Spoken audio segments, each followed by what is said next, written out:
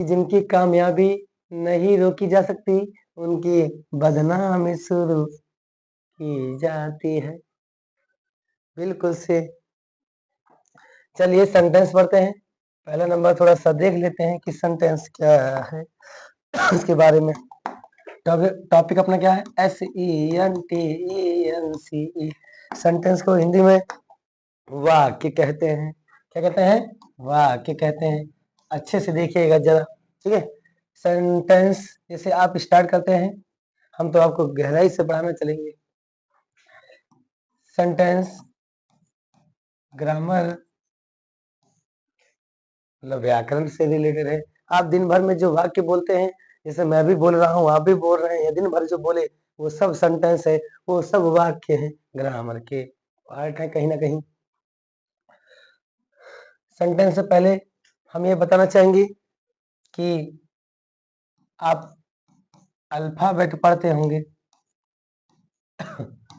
Alphabet वर्णमाला पढ़ते हैं ना। अल्फाबेट में लेटर्स आते हैं, capital letters and small letters. Capital letters, small letters. इसमें A to Z, इसमें A to Z। अब इसमें पार्टिसिपेट हो जाता है वोवेल एंड कॉन्सोनेंट। वोवेल आपके 5 है, कॉन्सोनेंट आपके 21 है। इस प्रकार अल्फाबेट कितने हैं? 26 है। प्लस कर दो। वोवेल जानते ही हो, A E I O U। Consonant जानते हो, B, उसके बाद C, उसके बाद D F, ऐसे ही। अब ये इनको वोवेल ही सिलेक्ट क्यों किया गया? What is the reason of this matter? देखिए, अगर आप ए बोलिए, ए इनफाइनाइट ए की साउंड है। अगर उस और बोलिए ई, कुछ भी बोलो ओ, लेकिन इससे रिलेटेड उसमें से बोलो बी। बी के बाद आप ई बोल रहे हैं, और क्या एम, एम के बाद, एम के पहले ए बोल रहे हैं, एम के पहले ए, तो ये किसी की बेचारे हेल्प नहीं लेते हैं, वही तो वोवेल कहलाते हैं, ठीक है। उसके बाद वोवेल और कॉन्सोनेंट से क्या बनते हैं? वर्ड्स बनते हैं। क्या बनते हैं? वोवेल एंड कॉन्सोनेंट से वर्ड्स बनते हैं, मतलब शब्दों का निर्माण किया जाता है। जैसे B plus O plus Y. B आपका क्या हो गया? कॉन्सोनेंट। ओ वोवेल हो गया, और ये भी कॉन्सोनेंट हो गया। वोवेल और कॉन्सोनेंट से देखो क्या बनता है? वाई मतलब वर्ड्स बन गया। ये वर्ड्स होता है, तो यही कहा गया है कि ग्रुप ऑफ, यहाँ से ये जो सेंटेंस होता है ना, a sentence is a group of words। Group of words, जो सेंटेंस होता है वो शब्दों का समूह होता है, which make a complete sense, जो वाक्य के अर्थ को पूर्ण भाव से व्यक्त करता है, ठीक है। बाकी अब इसके काइंड्स बढ़ते हैं। काइंड्स बढ़िया याद करने के लिए ए ई आई ओ यू होता है वोवेल में, लेकिन आई को डबल करिए। इसको याद करने की ट्रिक है सेंटेंस के, अच्छे से याद कर लीजिए। अब ए फॉर पढ़ते हैं क्या? Assertive sentence. अभी आगे देखते हैं। और E for EXCLAMATORY exclamatory sentence. I for interrogative sentence. O for optative sentence, optative sentence। I for imperative sentence, ठीक है। असर्टिव सेंटेंस में क्या होता है बताइए? इसको ही डिक्लेरेटिव बोलते हैं। क्या बोलते हैं? डिक्लेरेटिव। इसे स्टेटमेंट बोलते हैं। और किन नामों से जाना जाता है? चलते हैं आगे बढ़ते हैं, ठीक है। तो व्हाट इज सेंटेंस बताइए बेटा, what is sentence?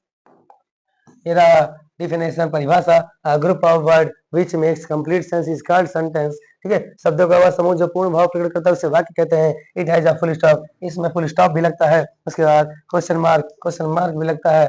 Exclamation mark, ये लगा एक्सक्लेमेशन मार्क, ठीक है। आगे बढ़ते हैं, आपके लिए डेकोरेट करके रखे हुए हैं। ये भैया खो गए हैं, फटाक से पता करो इनका नाम क्या है। इनका नाम मुझे लगता है अनुभव है, जल्दी से पता करो। अनुभव बिंद्रा है कि चौरसिया है कि यादव है? पार्ट्स ऑफ अ सेंटेंस आपने सुना होगा कि दो पार्ट होते हैं, सब्जेक्ट एंड प्रेडिकेट, उद्देश्य और विधेय, कर्ता लिखा है। जैसे कि स्टार्टिंग का यहाँ पे देखिए, ज्यादा टाइम नहीं है। माय ब्रदर प्लीज बास्केट, तो ये जो वर्ब से होता है, वर्ब से आपका बेटा प्रेडिकेट हो जाता है। बाकी जो बचता है आपका सब्जेक्ट हो जाता है। जैसे वी सब्जेक्ट है, यहाँ वर्ब से क्या है आपका, हेल्पिंग वर्ब से क्या है, प्रेडिकेट है। टॉम एंड जैक नाउन में जा रहे हैं, मतलब सब्जेक्ट है, वर्ब से क्या है, प्रेडिकेट है। सब्जेक्ट एंड प्रेडिकेट निकालेंगे, ट्रिक है भैया।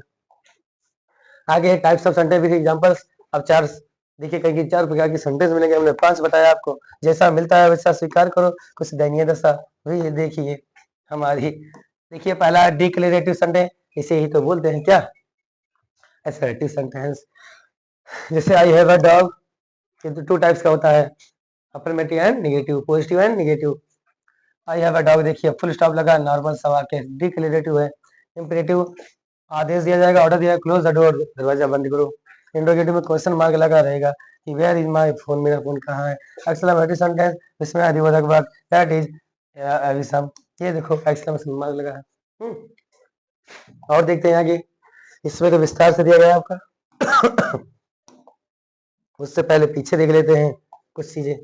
जैसे क्या है, 5वां सेंटेंस इसमें नहीं था, इसमें पढ़ा दे रहे हैं कि ऑब्जेक्टिव सेंटेंस, इच्छा सूचक वाक्य, इच्छा बोधक वाक्य, कुछ बोलो। ये मैडम जी हैं, पढ़ा रही हैं, पता करो कौन है ये।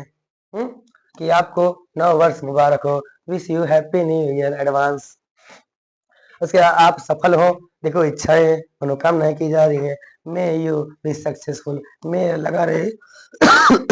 मे अगर लगा है तो जहां तक 99% आपका ऑब्जेक्टिव में जाएगा कि मे आई कम इन सर, इच्छा। विश काश वह जिंदा होता, उड़दा उड़दा ठीक, लाइफ वह भवन ढह जाए, मतलब गिर जाए। मैं दैट बिल्डिंग कोलैप्स, गिर जाए। भगवान करे वह मर जाए, मैं ही डाई। क्या करें, सेंटेंस है भैया।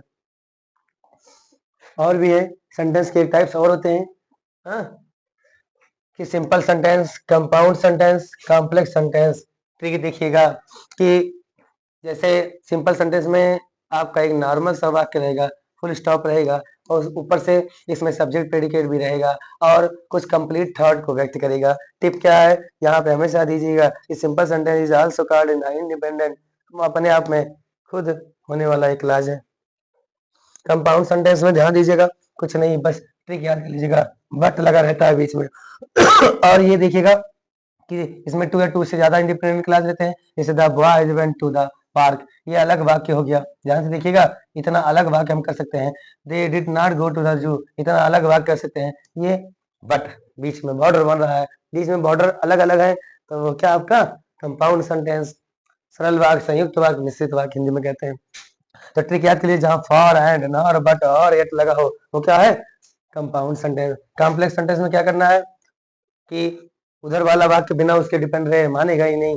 जैसे एग्जाम्पल दिया गया हो तो ठीक है, the boys did not go to the zoo, लड़का चिड़ियाघर नहीं गया, बिकॉज मतलब क्योंकि they went to the park, वो पार्क गया था। तो इस वाक्य का डिपेंडेंट उस वाले पे है ऊपर, तो बिकॉज लगा रहेगा। ये सब रीजन, सब ऑर्डिनेटिंग कंजक्शन का यूज होगा कि after, before, because, although, when, since, if, dot dot dot dot dot dot dot, ऐसे ही दिया गया है। अभी पीछे बचा हुआ है कुछ, उसको पढ़ लेते हैं। ये तो है, देखते हैं कि टाइप्स ऑफ सेंटेंस बढ़िया से क्या पढ़ेंगे। देखेंगे पहला डिक्लेरेटिव सेंटेंस है, क्या है, डिक्लेरेटिव सेंटेंस है ये रहा। डिक्लेरेटिव में क्या करना है, मेक्स अ स्टेटमेंट, इसे स्टेटमेंट भी बोलते हैं, और प्रोवाइड इंफॉर्मेशन, इंफॉर्मेशन देता है। The sun rises in the east, सूर्य पूरब से निकलता है। They love pizza, she is a good dancer, ठीक है।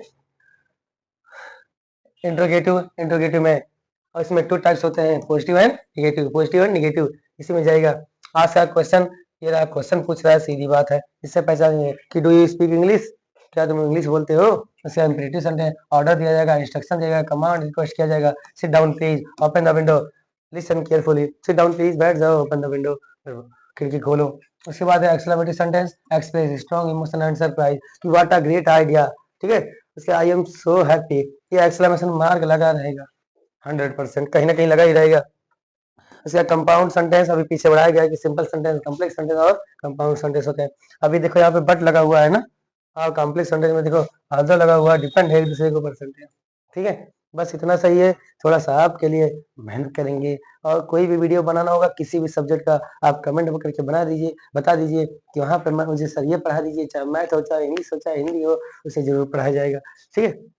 अर्जी हमारी है, मर्जी आपकी है, इसलिए हम तो कहते रहते हैं क्या कि बुरे समय में धैर्य का साथ नहीं छोड़ना चाहिए। विपरीत परिस्थितियों में जल्दबाजी करेंगे तो हालात और ज़्यादा बिगड़ जाएँगे। इसलिए जल्दबाजी में लिया हुआ फैसला ही गलत होता है। जैसे क्या होता है कि लोहे को कमज़ोर करने के लिए उससे गुस्सा दिलाया जाता है, आग में तपा करके कमज़ोर करके उसे दूसरा आकार में बना देता है, वरना लोहा अपने आप में बहुत मजबूत होता है। ठीक है? इसलिए कभी भी अहंकार मत करो, क्योंकि अहंकार में व्यक्ति को अहंकार नजर नहीं आता, और छत पर चढ़ जाओ तो उसका मकान नजर नहीं आता। एक दिन छत को भी बहुत घमंड हो गया, छत पर दो तल्ला बना देगा, छत साला फर्श बनकर रह गई। दिल लगाना है तो किताबों से लगाओ, साला बेवफा भी निकले तो काबिल बना कर छोड़ेगी। अमीरी is the source of happiness, but गरीबी is the source of sadness.